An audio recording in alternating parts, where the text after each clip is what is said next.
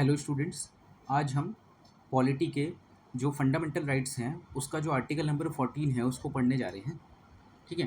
तो जब हम आर्टिकल 14 की बात करते हैं तो आर्टिकल 14 जो है ना ये राइट टू इक्वलिटी के अंतर्गत आता है। तो राइट टू इक्वलिटी की जब हम बात करते हैं उसमें आर्टिकल नंबर 14 से 18 तक 5 आर्टिकल्स आते हैं। उनमें से एक आर्टिकल आर्टिकल नंबर 14 भी है। सो ये जो इक्वलिटी की बात है ये हमारे फंडामेंटल राइट्स में है ना। 14 टू 18 ये सारे फंडामेंटल राइट्स हैं। अपार्ट फ्रॉम इट ये हमारे प्रियम्बल में भी है। देखो कैसे, to secure all citizens equality of status and opportunity our constitutional goal enshrined in the preamble. ठीक है। So article 14 versus article 15 to 18 इनमें एक डिफरेंस होता है। सो आर्टिकल 14 जो है ये इक्वलिटी की बात करता है इन जनरल, और ये 15 टू 18 इक्वलिटी की बात करते हैं स्पेसिफिक मैटर्स के ऊपर। कैसे होता है ये, अभी इसको हम देखते हैं। ठीक है। सो हम एग्जांपल लेते हैं आर्टिकल 17 का। ये इक्वलिटी की बात करता है, लेकिन ये इक्वलिटी की जो बात करता है वो एक स्पेसिफिक मैटर को लेके करता है, वो है अनटचेबिलिटी। ठीक है। तो ये क्या कहता है, अनटचेबिलिटी को क्या कर दो, प्रोहिबिट करना है। ठीक है। उसके लिए क्या करेगा, ये पनिश भी करेगा, क्रिमिनल ऑफेंस बना देगा उसको। ठीक है। इसी तरीके से आर्टिकल 16 भी इक्वलिटी के एक स्पेसिफिक इंस्टेंस को पकड़ेगा जिसको हम कहते हैं equality of opportunity. So equality of opportunity में क्या है, हर किसी को एक जैसा अवसर मिले। किस में, एजुकेशन में भी एंड जॉब्स में भी। ठीक है। लेकिन जब हम आर्टिकल 14 की बात करते हैं तो वो किसी स्पेसिफिक इक्वलिटी की बात नहीं हो रही, उसमें बात हो रही है इक्वलिटी की इन जनरल। तो इसका जो एम्बिट है वो ज़्यादा वाइड है, ये वाइडर सेंस में बात करता है। तो हम यही देखेंगे कि इक्वलिटी है किन किन अर्थों में आर्टिकल 14 के अंतर्गत। ठीक है। सो आर्टिकल 14 में जो बात आती है वो देखो इक्वलिटी बिफोर लॉ है, और इसके बाद में एक इक्वल प्रोटेक्शन ऑफ लॉ भी आएगा, हम दोनों को समझेंगे। तो आर्टिकल 14 में जो इक्वलिटी बिफोर लॉ है वो क्या कहता है, the state shall not deny to any person equality before the law और the equal protection of law within the territory of India. ठीक है। अब इसमें शेल नॉट डिनाई का मतलब क्या है, स्टेट का मतलब क्या है, स्टेट का मतलब यहाँ पे है गवर्नमेंट से। कौन सी government, state government plus central government plus जो आपकी म्यूनिसिपैलिटी होती है। ठीक है, जिसको हम नगर निगम कह देते हैं, और पंचायत भी आ जाएगी। तो मैं लिख देता हूँ यहाँ पे urban local bodies plus PRI। ये सारे के सारे क्या हैं आपके, ये सारे के सारे स्टेट के अंतर्गत आते हैं। ठीक है। तो स्टेट डिनाई नहीं कर सकता किसी भी व्यक्ति को इक्वलिटी बिफोर द लॉ और equal protection of law with in territory of India. अभी हम समझेंगे कि equality before law and equal protection of law में क्या डिफरेंस है। अब है शैल नॉट डिनाई। इससे क्या आपको समझ में आ रही है बात, कि स्टेट की जो पावर हो रही है वो घट गई, क्योंकि स्टेट डिनाई नहीं कर सकता, है ना। तो स्टेट की पावर घट रही है, यानी कि स्टेट की पावर को क्या किया जा रहा है, लिमिट किया जा रहा है। यानी कि जो हमारे फंडामेंटल राइट हैं, जो कॉन्स्टिट्यूशन के अंतर्गत आते हैं, वो बेसिकली क्या कर रहे हैं, वो ये इंश्योर कर रहे हैं कि स्टेट एब्सोल्यूट नहीं है। क्या नहीं है, एब्सोल्यूट नहीं है। ठीक है। State is not absolute, simple. यानी कि जो आर्टिकल 14 है और इन जनरल जो कॉन्स्टिट्यूशन है वो क्या इंश्योर कर रहा है, लिमिटेड गवर्नमेंट। ये यूपीएससी प्री का क्वेश्चन भी है 2020 और 2021, और भी कई बार आ चुका है ये, कि लिमिटेड गवर्नमेंट जो है क्या हमारा कॉन्स्टिट्यूशन इंश्योर करता है, तो हम कहेंगे बिल्कुल करता है, क्योंकि वो कह रहा है कि स्टेट यह काम नहीं कर सकता। ठीक है। अब आता है आर्टिकल 14 एक निगेटिव ऑब्लिगेशन रखता है स्टेट के ऊपर, बिल्कुल, क्योंकि वो स्टेट को कोई काम करने से रोक रहा है, इसलिए उसको हम कह रहे हैं एक निगेटिव ऑब्लिगेशन। ऑब्लिगेशन का मतलब होता है दायित्व, यानी कि रेस्पॉन्सिबिलिटी। ठीक है। सो आर्टिकल 14 मैंडेटरी है नेचर में, और उसका प्रोटेक्शन अवेलेबल है एनी पर्सन को। Why we are seeing any person, because ये अवेलेबल है सिटीजन्स को भी प्लस नॉन सिटीजन्स को भी। अब नॉन सिटीजन्स के लिए एक टर्म चलता है, वो होता है एलियन। ठीक है।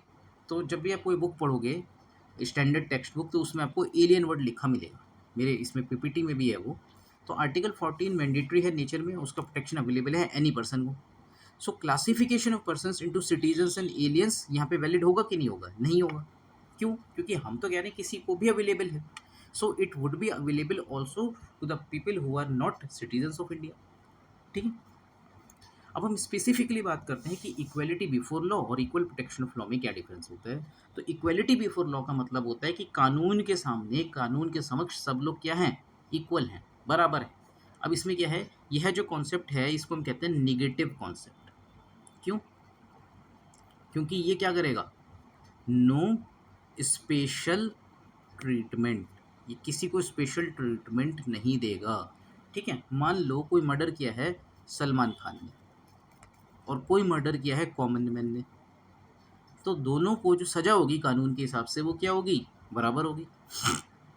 ठीक है। In the similar way common man ने कोई मर्डर किया है तो उसको कहाँ जाना होगा? कोर्ट में। सलमान खान ने कोई मर्डर किया तो उसको भी उसी कोर्ट में जाना होगा। कोर्ट उसके घर पे नहीं लगेगा कि वो अमीर आदमी है तो उसके घर पे कोर्ट लग रहा है। इसका मतलब क्या है? लॉ की नज़र में सब लोग इक्वल हैं, ऑल्दो इसमें कुछ एक्सेप्शंस भी होते हैं। जैसे कि हम बात करें आर्टिकल नंबर 361 की, तो उसमें कौन आते हैं? हमारे प्रेसिडेंट आते हैं। तो प्रेसिडेंट के लिए बात मानी जाती है कि king can do no wrong, कि राजा कुछ गलत कर ही नहीं सकता। तो इस वजह से इक्वल प्रोटेक्शन ऑफ लॉ में और इक्वलिटी बिफोर लॉ में कुछ एग्जम्पशंस हमें देखने को मिलेंगे प्रेसिडेंट के मैटर्स में। उनको हम देखते हैं, आगे देखेंगे उनको। ठीक है। तो यहाँ पे हमारी बात क्या है कि जो इक्वलिटी बिफोर लॉ है, it is a term of English origin. It implies that no one is above the law. Every person is subject to the jurisdiction of the ordinary tribunals. ठीक है।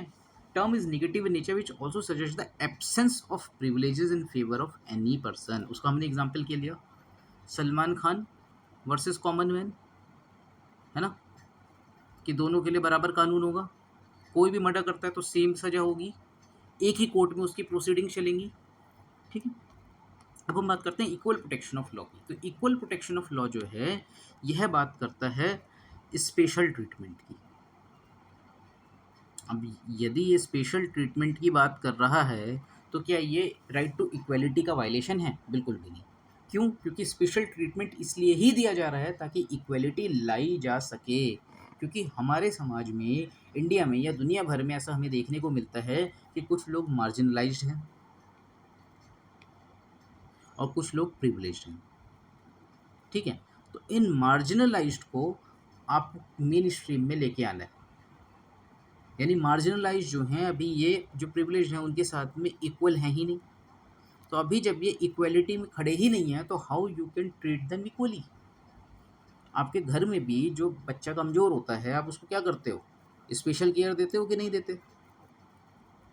है ना, ताकि वो जो है दूसरे की बराबरी कर पाए। तो in the similar way equal protection of law जो है वो ये बात करता है कि इक्वल ट्रीटमेंट कब होगा?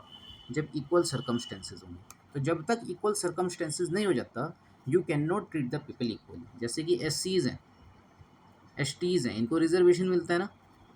फीमेल्स हैं, उनको भी रिजर्वेशन मिल रहा है। क्यों? क्योंकि ये जो हैं ये मार्जिनलाइज हैं, ये इक्वल ट्रीटमेंट किया जाए उस सिचुएशन में पहुँचे ही नहीं हैं।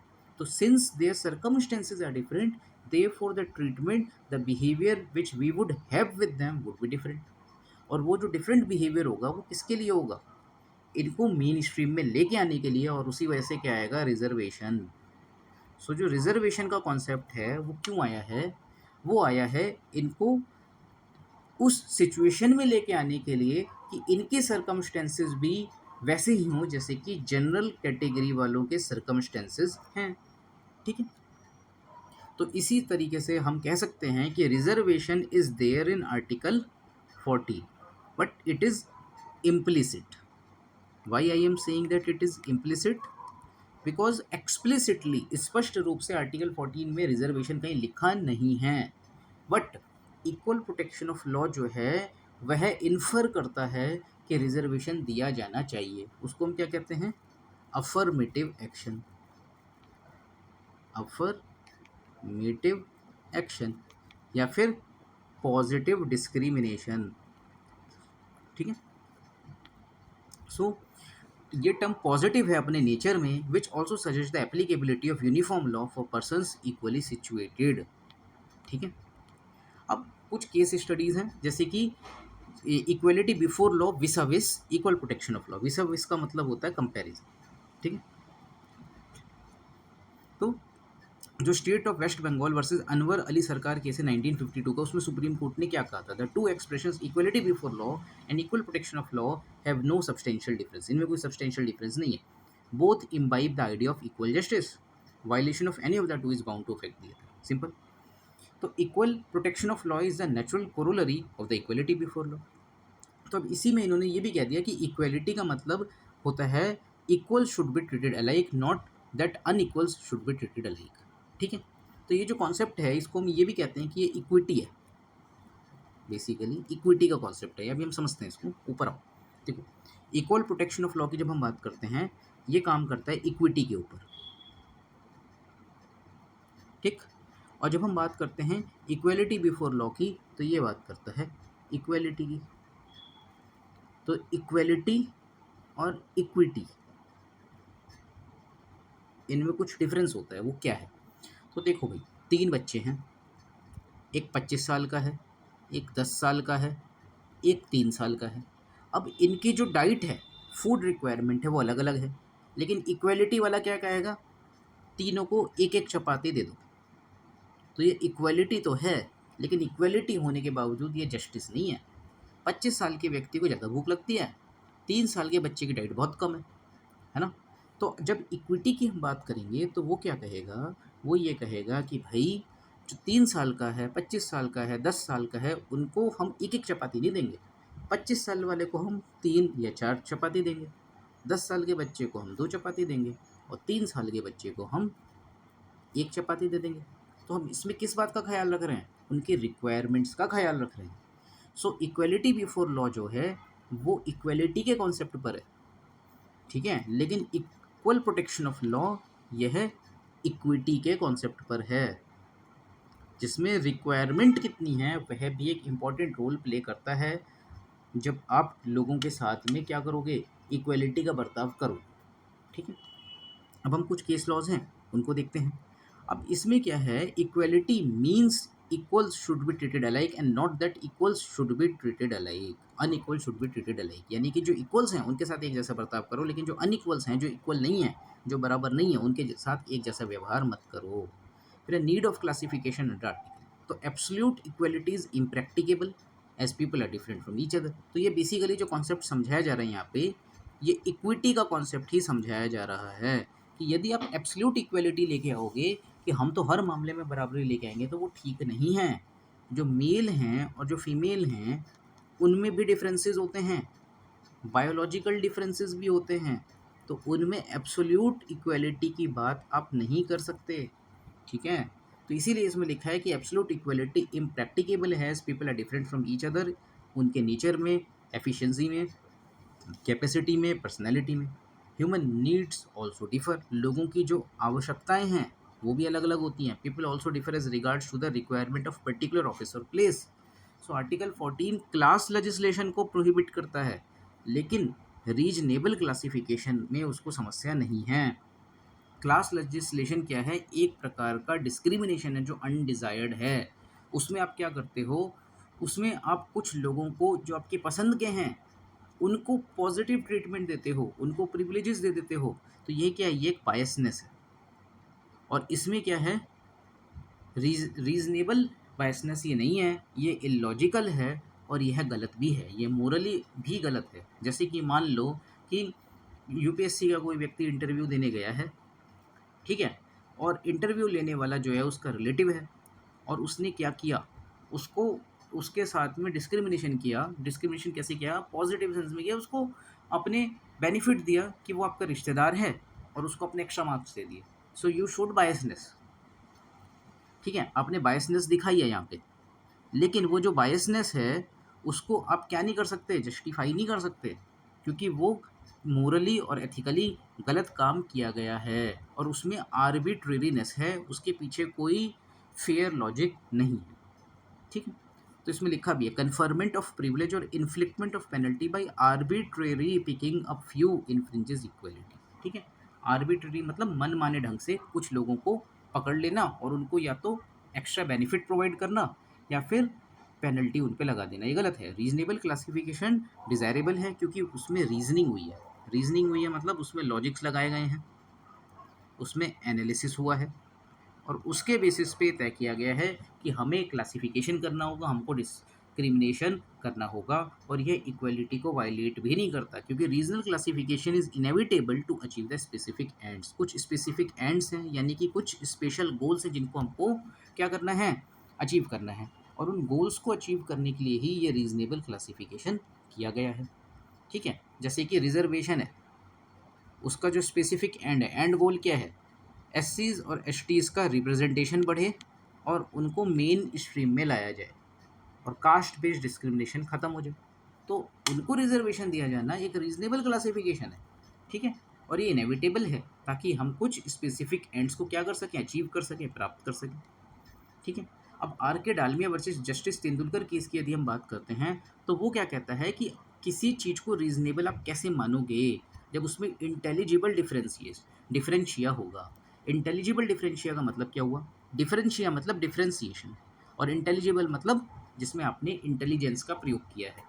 जैसे कि अगर हम बात लें तो जो CAA है, सिटीजनशिप अमेंडमेंट एक्ट, जब सरकार लेके आई है ना तो उसमें सरकार आर्टिकल 14 को भी क्या कर लेगी, आर्टिकल 14 भी उसको रोक नहीं पाएगा कि आर्टिकल 14 का वायलेशन हो गया और CAA को डाइल्यूट कर दिया जाए सुप्रीम कोर्ट के द्वारा, क्योंकि सरकार क्या कहेगी, आर्टिकल 14 में एक इंटेलिजिबल डिफरेंशिया का भी कॉन्सेप्ट आ जाएगा जो R K Dalmia versus justice Tendulkar case में कहा गया था कि भाई क्लासिफिकेशन, रीजनेबल क्लासिफिकेशन पे यदि आप डिस्क्रिमिनेशन करते हो then it is not a problem, और वो रीजनेबल क्लासिफिकेशन है या नहीं है वो हम डिसाइड करेंगे इंटेलिजिबल डिफरेंशिया से।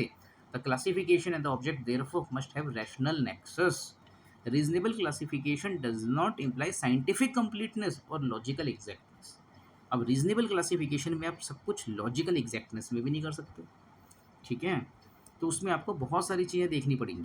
तो equal treatment does not means identical treatment, ये हमने बात करी ही है। यही कॉन्सेप्ट होता है किसका, इक्विटी का, जो हमने किस में पढ़ा था, इक्वल प्रोटेक्शन ऑफ लॉ में पढ़ा। Classification may be made on different grounds, like जैसे जोग्राफिकल ग्राउंड पे हो सकता है, ऑब्जेक्ट वाइज हो सकता है या प्रोफेशनल या अदरवाइज। अप्रोप्रिएट केसेस में एक सिंगल इंडिविजुअल भी अपने आप में क्लास हो सकता है। आर्टिकल 14 बहुत इंपॉर्टेंट है क्योंकि ये सब्सटेंसिव डिस्क्रिमिनेशन को तो रोकने की बात करता ही है, ये प्रोसीजरल ग्राउंड्स पे भी जो डिस्क्रिमिनेशन हो सकता है उसको भी रोकने की बात करता है। ठीक है, तो थैंक यू, आई होप कि आपको ये क्लास समझ में आई होगी। इस तरीके की क्लासेस मैं और भी लेके आता रहूँगा। Thank you.